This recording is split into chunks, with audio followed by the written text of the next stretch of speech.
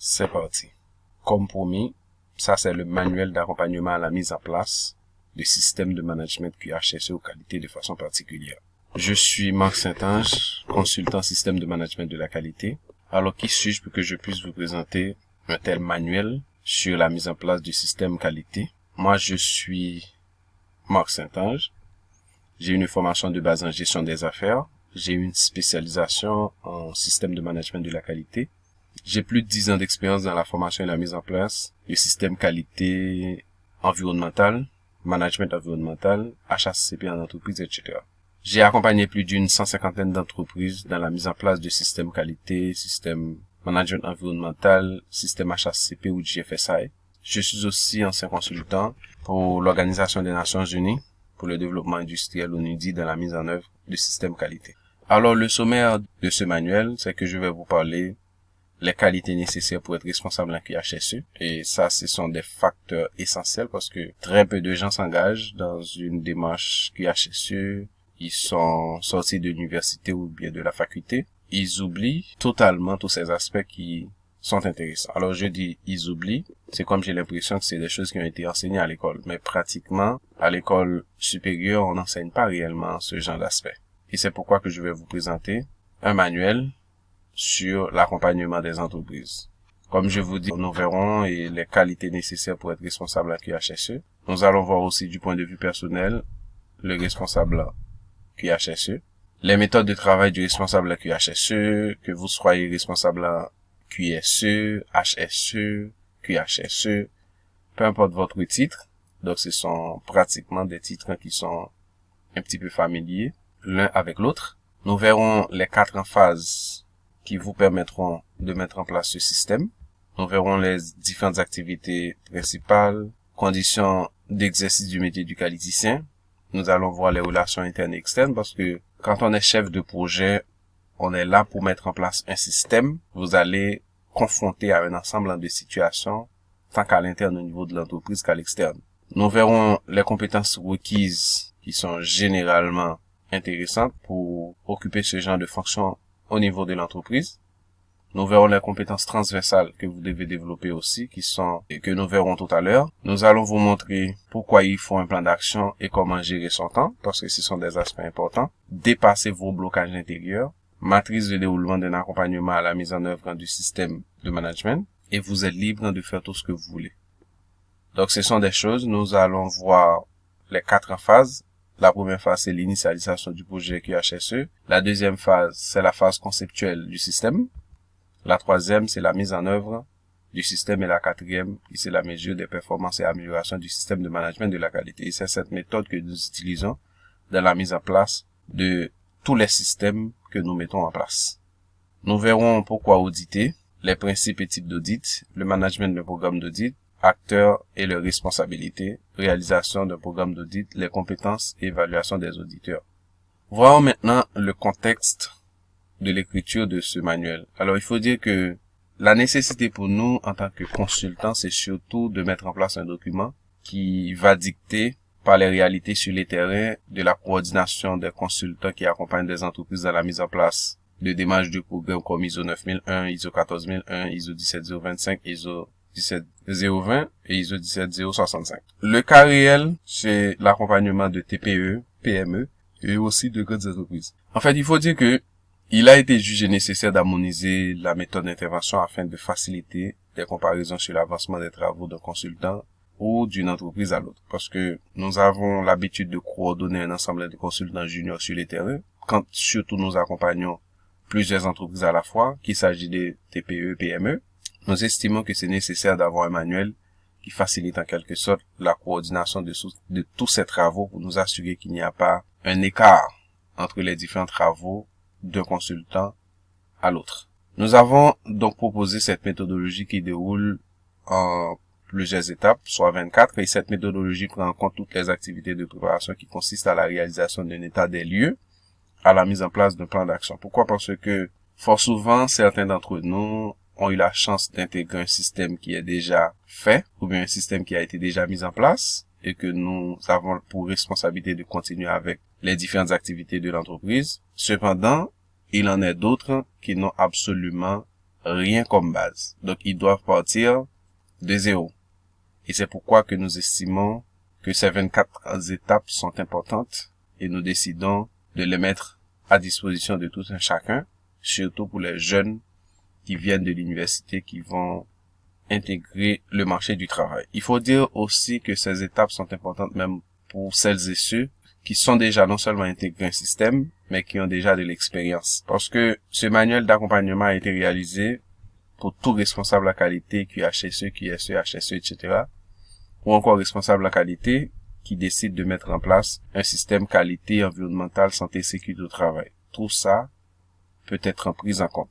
Il faut dire que ce guide est un projet utile pour orienter surtout les jeunes consultants et les responsables en QHSE dans la mise en place de démarches de progrès, d'acquérir le mindset nécessaire pour réussir en entreprise indépendamment de votre statut. Parce que ce qui est surtout important dans ce manuel, et je veux insister là-dessus, c'est que il y a beaucoup de choses que vous allez apprendre qui ne sont pas forcément enseignées, non seulement à l'école, même dans certaines formations que vous prenez, ou bien que vous avez pris, dans la mise en place de systèmes de progrès comme ce genre de formation. Alors, quelles sont les qualités nécessaires pour être responsable en QHSE? Il faut reconnaître que ces qualités sont d'ordre professionnel et personnel. Et ça, c'est important. Ce manuel ne prend pas en compte et non seulement les responsables QHSE, mais aussi toutes celles et ceux qui mettent en place un système de management de progrès, qu'il s'agit de gestion de projet, etc. En tant que responsable en qualité, QHSE ou autre, vous avez une mission, pour ne pas dire vous avez des missions. C'est surtout de veiller sur la qualité des produits et des services, ainsi que sur le processus de production, piloter la résolution de problèmes, identifier les dysfonctionnements, coordonner les activités de pilotage et de surveillance de la performance, assurer la veille normative et réglementaire, sensibiliser, informer et former les salariés pour la bonne application des procédures d'assurance qualité, etc. Tout ça, c'est un ensemble de missions que l'entreprise peut vous donner.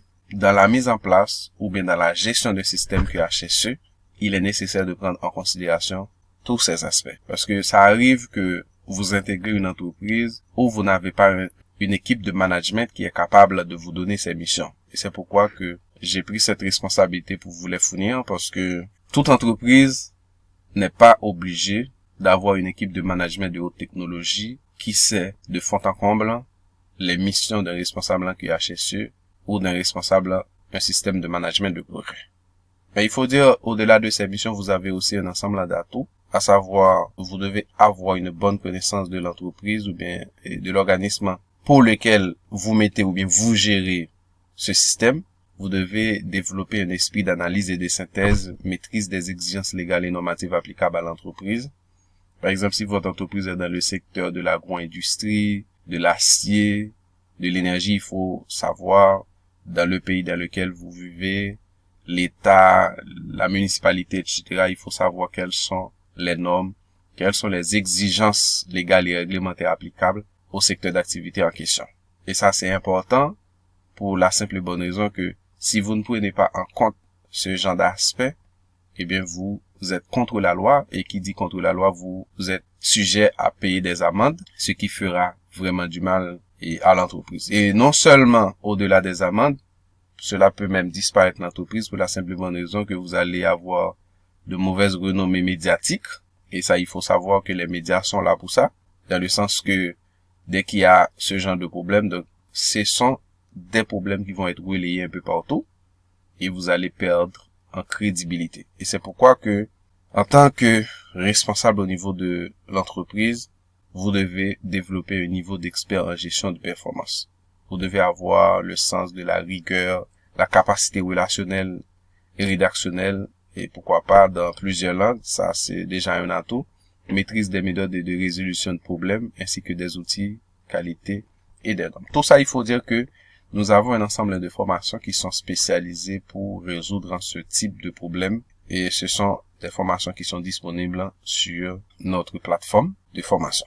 Alors, du point de vue personnel, le responsable qui a cherché doit développer un ensemble de compétences. Il n'y a pas de doute là-dessus. Parce que sans ça, vous aurez du mal à avoir le succès que vous recherchez. Parce que moi qui suis consultant, j'ai eu à faire ce genre d'expérience dans plusieurs entreprises, des dizaines et des dizaines d'entreprises. Moi, j'ai moi-même constaté des responsables QHSE ou bien des responsables HACCP. Tout ça, ce sont des responsables de démarches de progrès. Je peux l'appeler comme ça. Donc, j'ai pu constater, au-delà d'une question et d'expérience, il y en a beaucoup qui ont des problèmes. Et nous savons pertinemment bien que gérer ou mettre en place une démarche de progrès, de type de management, qualité, QHSE, etc., ce ne sont pas des choses qui sont faciles, dans le sens que vous avez affaire avec des humains, et les humains, c'est l'aspect le plus crucial dans ce projet, et c'est pas toujours facile de diriger. C'est pourquoi qu'il faut développer un ensemble de compétences, pas seulement de compétences professionnelles, mais aussi de compétences en personnel. Voyons les différentes phases dans la mise en place d'un système de progrès comme de type ISO 9001, 14001, 45001, etc. Alors, la première phase, c'est l'initialisation de son projet QHSE. Et dans cette phase, cela consiste surtout à mieux appréhender le projet SMQ afin de conduire avec succès et parvenir aux résultats escomptés. Cette étape, c'est important parce que si on ne prend pas en compte cette étape, ce sera difficile de passer à la suivante. Et c'est pourquoi cela nécessite en quelque sorte de développer un ensemble de compétences professionnelles pour y arriver. Et comme je vous dis, on a des formations qui se sont spécialisées et particulièrement là-dessus.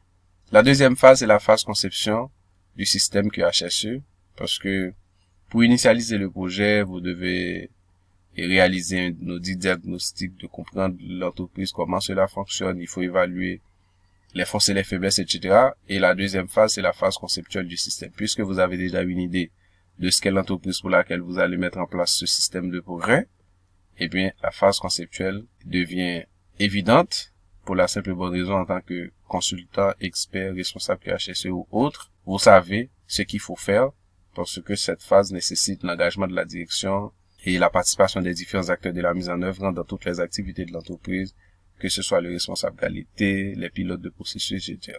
En tant que responsable QHSE ou qualité, vous devez suivre un modèle ou bien une méthode. Et c'est pourquoi que je vous présente celle-ci.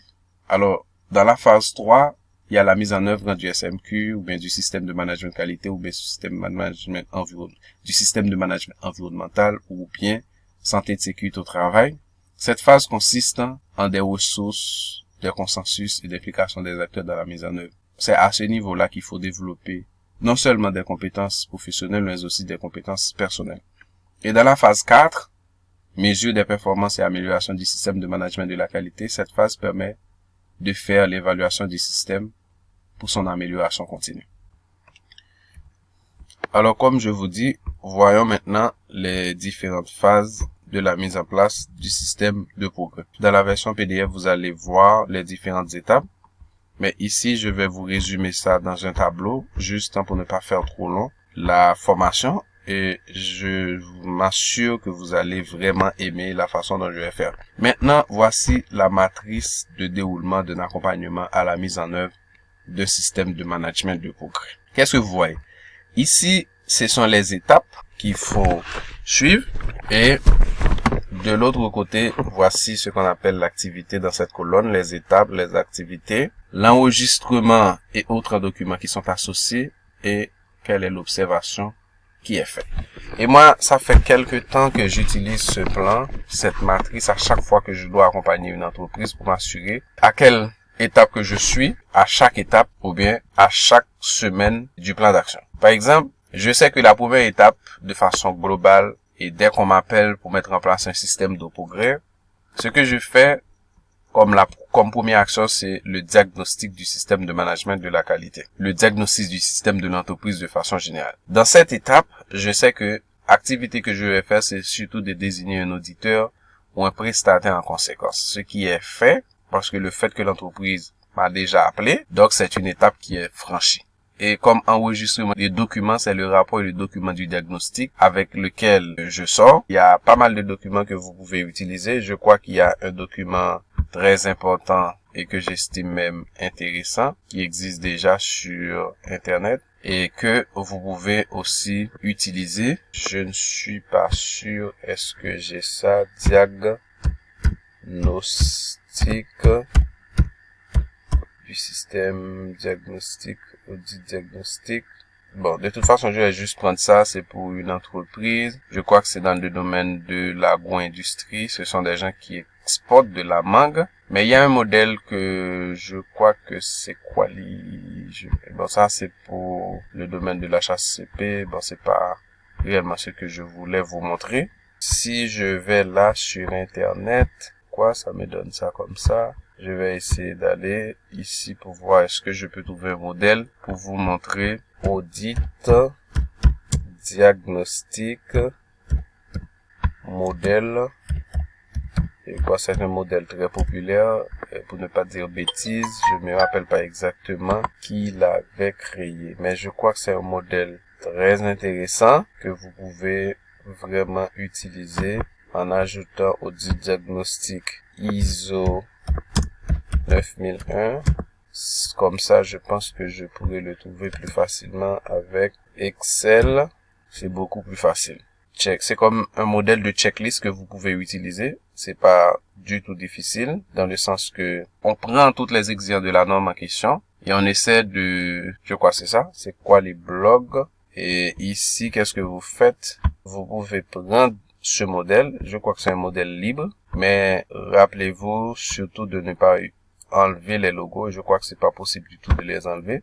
Par exemple, ce que je veux vous montrer, disons que vous mettez en place, vous évaluez l'entreprise par rapport à l'ISO 9001. Ici, si on prend la première exigence qui commence à partir du chapitre 4, c'est compréhension de l'organisme et de son contexte, les questions qui sont posées par rapport à cette exigence, c'est les suivantes. Les enjeux internes et externes relatifs à l'entreprise sont-ils identifiés? Les informations, par exemple, ici c'est l'évaluation. Si c'est identifié, il y a une note à mettre. Ici, on met est-ce que c'est acceptable, est-ce que c'est conforme, ou bien est-ce que c'est non conforme. Dans l'observation, vous pouvez mettre un commentaire. Dès que c'est conforme, c'est à 100% complété. Si c'est à améliorer, c'est à 33%. Si l'exigence en question, disons, sinon on prend la deuxième, les informations relatives à ces enjeux internes et externes sont-elles surveillées? Par exemple, ici, est-ce que c'est acceptable?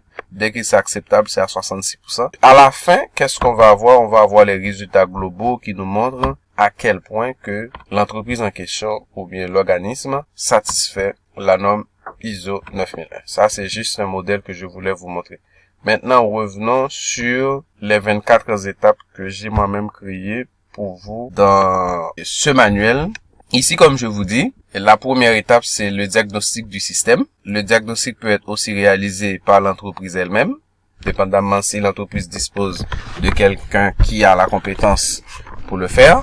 La deuxième étape, c'est mettre en place un plan d'action pour l'accompagnement de l'organisme. Comme activité, c'est rédiger le plan d'action dans le meilleur délai. Et comme enregistrement, c'est approbation de la direction pour la mise en œuvre du plan d'action. Et ce document, il faut conserver. Et observation, c'est le plan d'action est déroulé de l'audit diagnostic.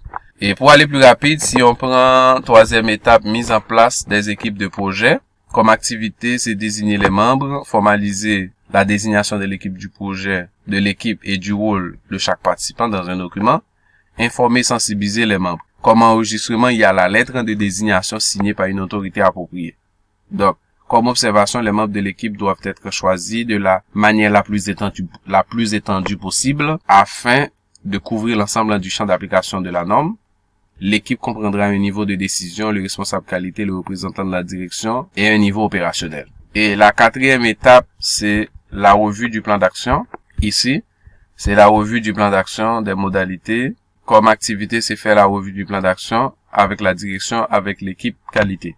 Cinquième étape, c'est sensibiliser la direction et l'équipe de projet. Et comme activité, c'est élaborer le module de formation, réaliser la sensibilisation, et les documents sont le support de cours, etc.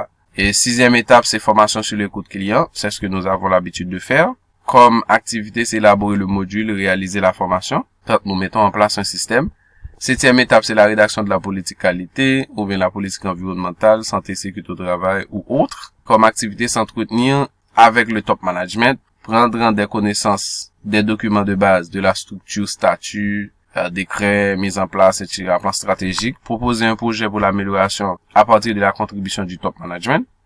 8e étape, c'est formation sur la documentation du système, élaborer le module de formation, et puis réaliser comme support de formation, liste de présence, fiche d'évaluation, attestation de formation, etc., si possible. 9e étape, c'est la rédaction de la procédure de maîtrise des documents, rédiger la procédure ainsi que les documents y associés directement. 10e étape, c'est formation de la logique, élaborer le module. Comme je vous dis, je vais vous attacher la version PDF, comme ça, vous pouvez lire au besoin. 11e étape, c'est formation sur l'approche processus. 12e, identification des processus. 13e étape, description des processus. 14e, identification à partir de la description des processus des documents à rédiger. Par exemple, comme documents repérés à partir des processus, des procédures, les instructions de travail, formulaires, etc. Comme support, documents, tableau des documents associés, processus par processus, etc. 15e étape, rédaction des autres documents processus par processus et des autres processus. 16e étape, rédaction du manuel qualité et comme document synthétisé le système dans un manuel selon l'ossature déterminer la procédure de maîtrise des documents. Document, c'est manuel qualité. 17e étape, mise en œuvre des dispositions documentaires, appliquer les dispositions documentaires, enregistrer des preuves d'application des dispositions documentaires. 18e, mettre en place le management du risque, élaborer le module de formation, support de formation, liste de présence. Identification des risques à partir des processus. C'est cette méthode généralement que nous utilisons, c'est à partir des processus. Par processus, nous identifions tous les risques et aussi les moyens de maîtrise. 19e étape, c'est identification des risques à partir des processus. 20e étape, formation à l'audit interne. 21e étape, c'est formation sur la réalisation des problèmes. 21e étape, c'est formation sur la résolution des problèmes. En termes d'activité, c'est élaborer le module de formation, réaliser la formation, support, c'est liste de présence, fiche, d'évaluation de la formation, attestation de formation si possible. 22e étape, c'est planification et réalisation des audits internes. 23e, c'est réalisation des revues de direction. 24e, c'est amélioration du système. Et cela se fait par la planification de la mise en place des actions d'amélioration issues de la revue de direction. Mettre en œuvre des actions planifiées, évaluer les résultats de la mise en œuvre, améliorer. Donc, c'est ça les 24 étapes généralement que nous utilisons dans la mise en place du système de management de la qualité environnementale, etc. En tant que responsable QRHSE, vous avez un ensemble d'activités principales. Il y a ce qu'on appelle concevoir et négocier la politique QRHSE avec la direction parce que même si vous êtes recruté pour mener un système de progrès, cela ne veut pas dire que tout est clair, tout est possible. Et comme je viens de dire tout à l'heure, tout le monde n'a pas la chance d'avoir une équipe de direction de haute technologie dans le sens qui est capable déjà de voir tout et qui vous donne des directives. Dans la majorité des cas, la direction vous recrute, c'est parce qu'elle a un manque. Vous êtes recruté pour combler ce manque et venir avec des solutions. Et c'est pourquoi que, à un certain niveau de la durée, vous allez devoir concevoir votre système et négocier la politique QHSE avec la direction. Élaborer un schéma directeur prenant en compte les objectifs de la direction générale en matière de développement et de système QHSE, les exigences des parties intéressées clients, les réglementations et contraintes de l'entreprise. Vous allez aussi assurer une veille technologique et concurrentielle en matière de QHSE, intégrer aussi les différents référentiels dans un système de management intégré en interprétant les normes qui sont applicables. D'autres activités principales que vous avez en tant que responsable de système de progrès, c'est surtout de définir et de négocier les objectifs de l'année sous la forme d'un plan d'action. Cela peut se faire avec des moyens à mettre en œuvre, les modalités de surveillance ou bien d'audit, les ressources correspondantes, etc. Vous allez aussi participer à la communication, à la promotion de la politique qualité, parce que c'est important.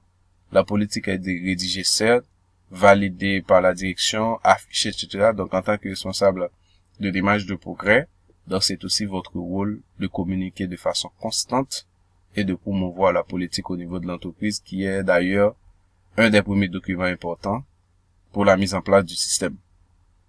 Vous allez aussi définir, formaliser, adapter les méthodes et les outils pour garantir l'amélioration continue des produits, des processus, de la sécurité, de la prévention des risques et la préservation de l'environnement.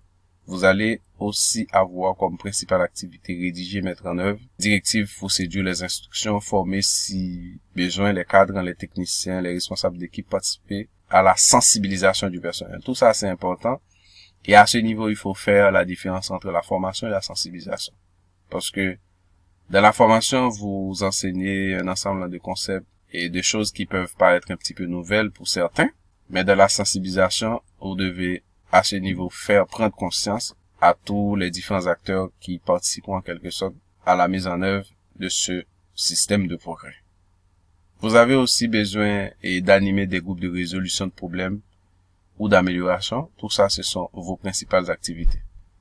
Autre principale activité que vous avez, et l'une de ces activités très importantes, c'est analyser les risques et les opportunités. Ça, c'est un aspect hyper important qu'il faut prendre en considération. Planifier les actions d'amélioration, assurer les mesures de réduction et de traitement des déchets. Il faut dire que tout ça, cela dépend du secteur d'activité dans lequel vous évoluez. Par exemple, si vous êtes dans l'agro-industrie, vous êtes une entreprise qui produit de l'eau potable, vous produisez des hot dogs, des saucisses, vous produisez un ensemble de produits alimentaires comme le lait, la poule, le poisson, etc.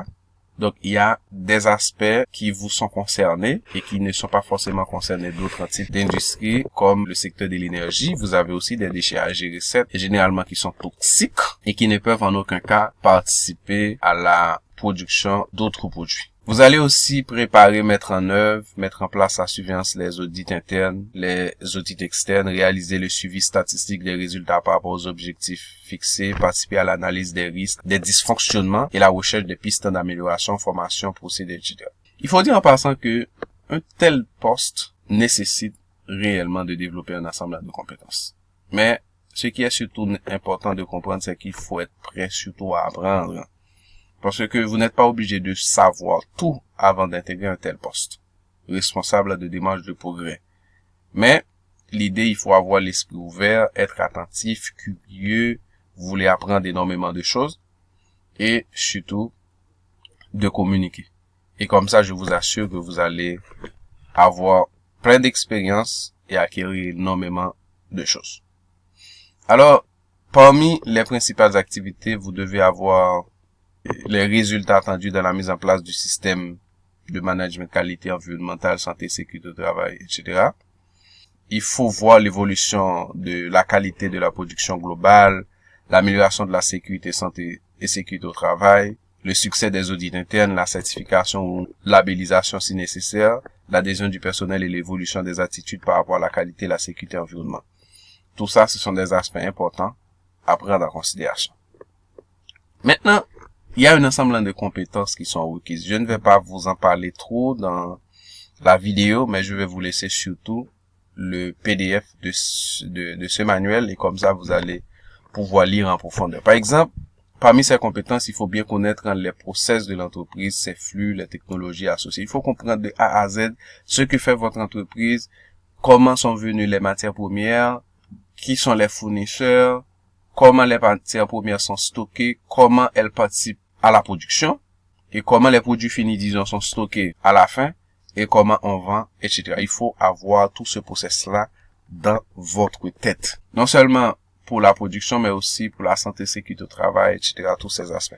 Autre compétence, c'est maîtriser surtout les normes que vous utilisez, assurer une veille technologique et réglementaire de façon systématique, définir et négocier une politique qualité, élaborer, suivre des tableaux de bord, maîtriser l'analyse statistique, évaluer des actions, des projets, former et animer des groupes, communiquer, négocier, etc., superviser, contrôler la qualité. Tout ça, ce sont des compétences qui sont nécessaires pour occuper de façon valable un tel poste.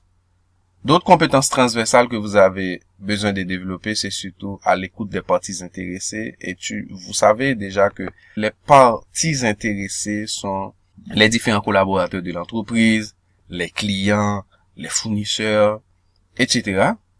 Être très rigoureux, précis, analyser, synthétiser de nombreuses informations, résoudre des problèmes de nature différente, gérer des priorités, être à la fois ferme et diplomate, savoir négocier et argumenter, parler une langue étrangère et selon les besoins de l'entreprise peut être en quelque sorte un atout. En fait, il y a aussi un ensemble d'éléments à gérer. Par exemple, un plan d'action et gérer votre temps. Il est évident qu'au début, vous allez consacrer beaucoup de temps à travailler sur vous-même et sur votre projet, surtout si vous n'avez pas assez d'expérience. Des blocages intérieurs comme la peur de faire des erreurs, la peur de se voir comme moins bon, la peur de déranger les autres, etc. Il faut faire en quelque sorte de dépasser toutes ces peurs. Tout ça, ce sont des aspects importants. Il faut mettre en place les processus de l'entreprise et les différentes activités. Il faut avoir une méthode de travail qui permet d'être efficace parce que le fait d'être occupé ne veut pas dire pour autant que vous êtes productif. L'idée, c'est vous assurer que les tâches que vous comptez accomplir sont bien accomplies et accomplies dans les délais impartis. Vous êtes libre de faire tout ce que vous voulez. Ça, il n'y a pas de doute là-dessus. Et si vous choisissez d'intégrer une entreprise ou si vous en avez envie, moi je vous donne tous ces conseils-là et je suis prêt même à échanger avec vous dans la mesure du possible si cela vous intéresse. Je vous dis que vous n'avez pas besoin d'autorisation pour faire ce que vous voulez faire. Vous êtes libre. Toutes les formations sont disponibles. Et si vous voulez aller en profondeur, je suis prêt à vous aider, à vous conseiller sur des formations. Quant à moi, je vous dis à la prochaine et j'espère que on se revoit bientôt sur une de nos formations payantes. Ciao, ciao.